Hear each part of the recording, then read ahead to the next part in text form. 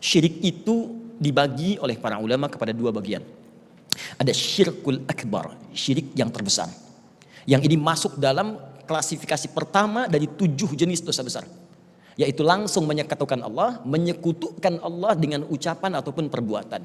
Misal, Anda yakin Allah misalnya Tuhan yang sesungguhnya, tapi saat bersamaan Anda juga misalnya ikut-ikutan ibadah di tempat agama lain.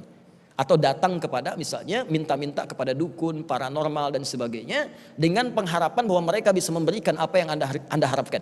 Maka itu disebut dengan syirkul akbar. Atau percaya pada benda-benda. Anda koleksi keris misalnya kan, Anda koleksi misalnya seruling, di situ Anda katakan dengan punya keris ini saya akan punya kekuatan sampai bisa jalan di atas air. Ya, misal ini masuk dalam syirkul akbar. Yang kedua ada syirkul asghar, syirik yang paling ringan, namanya riya.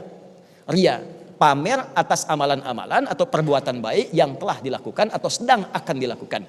Maka konsekuensinya yang kedua ini seketika menggugurkan semua amal. Misal, Anda mau berinfak di bulan Ramadan, sudah disiapkan. Infaknya misalnya 100.000, tapi begitu mau dimasukin ke dalam kencelengan, Anda kemudian perkenalkan dulu 100.000, ya. Nah, itu riya namanya. Begitu Anda kerjakan turun Quran surah kedua ayat 264. Kata Allah, ya ayyuhalladzina amanu la tubtilu shadaqatikum bil manni wal adza kalladzi yunfiqu malahu ria'an nas. Hai orang-orang beriman, jangan engkau gugurkan semua amalan yang pernah engkau kerjakan dengan perbuatan yang merusak. Contohnya riya, infak riya, salat riya. Anda tarawih pengen dilihat orang, supaya orang tahu saya tarawih, itu riya. Sebelum tarawih Anda merasakan itu, bikin status. Nih, saya ingin sampaikan pada dia, jangankan dia, saya pun bisa tarawih. Bikin status, baru dibikin status sudah hilang semua amalan tarawihnya. Habis. Ya, hati-hati. Sekarang ada musim umrah nih Ramadan. Begitu orang umrah, misalnya ngumpulkan orang, boleh silakan minta maaf, minta doa boleh, tapi jangan riya.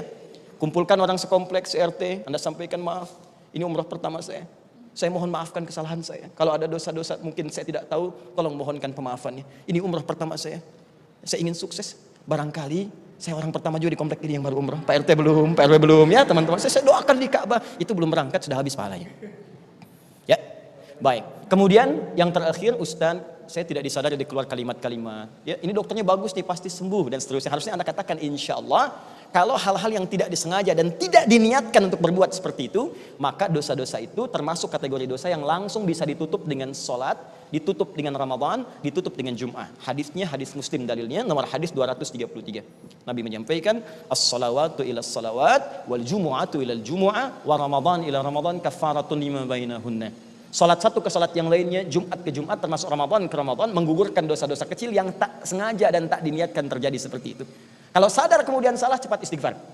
Itu rumusnya di Quran surah ketiga ayat 133. Wasari'u ila maghfirah. Paham insyaallah? Baik, Allah taala alam.